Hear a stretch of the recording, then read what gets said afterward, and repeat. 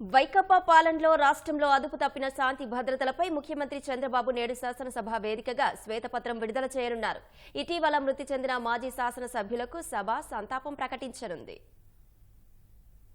గడిచిన 5 ఏళ్లలో వైసీపీ ప్రభుత్వం శాంతి భద్రతల పరంగా రాష్ట్రంలో వ్యవహరించిన తీరును ముఖ్యమంత్రి చంద్రబాబు అసెంబ్లీలో వివరించనున్నారు. జగన్ ఏలుబడిలోని అక్రమ కేసులు, నిర్బంధకాండ, ప్రతిపక్షాల అణచివేత, పౌరులపై నమోదైన కేసులు వంటి అంశాలపై శ్వేతపత్రం ద్వారా వివరాలు వెల్లడించనున్నారు.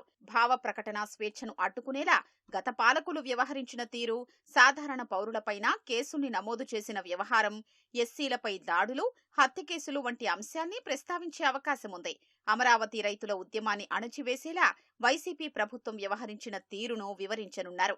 డాక్టర్ సుధాకర్, దళితుడైన డ్రైవర్ సుబ్రహ్మణ్యం, కోడికత్తి కేసు వ్యవహారంలో గత ప్రభుత్వం వైఖరి, వివేక హత్య కేసులో కేంద్ర దర్యాప్తు సంస్థకు రాష్ట్ర ప్రభుత్వం సహకరించకపోవడం వంటి అంశాల్ని శ్వేతపత్రంలో ప్రస్తావించనున్నట్లు తెలుస్తోంది. గడిచిన 5 ఏళ్లుగా హైకోర్టులో హెబియస్ కార్పస్ పిటిషన్లు పెద్ద ఎత్తున నమోదైన అంశాల్ని శ్వేతపత్రం ద్వారా ప్రజల ముందుకు తీసుకురానున్నట్లు సమాచారం. ఇటీవల మృతి చెందిన మాజీ శాసనసభ్యులు పెండ్యాల వెంకట కృష్ణారావు, ఎర్నేని సీతాదేవి, అనిశెట్టి బుల్లబ్బాయిరెడ్డి, సద్దపల్లి వెంకటరెడ్డిలకు శాసనసభ సంతాపం ప్రకటించనుంది. శాసనసభ ప్రశ్నోత్తరాల్లో ఉపాధ్యాయ ఉద్యోగాల భర్తీ, సంఘ విద్రోహ శక్తుల నియంత్రణ, విశాఖలోని ప్రభుత్వ పాలిటెక్నిక్ కళాశాలలో సౌకర్యాలు, వైకాపా పాలనలో జరిగిన ఎస్సీ ఎస్టీల సంక్షేమ పథకాల రద్దు, టిడ్కో గృహాలు, సుప్రీంకోర్టులో కేసులు, ఆళ్లగడ్డ నియోజకవర్గంలో కేసీ కెనాల్ మళ్లింపు వంటి అంశాలపై మంత్రులు సమాధానమివ్వనున్నారు.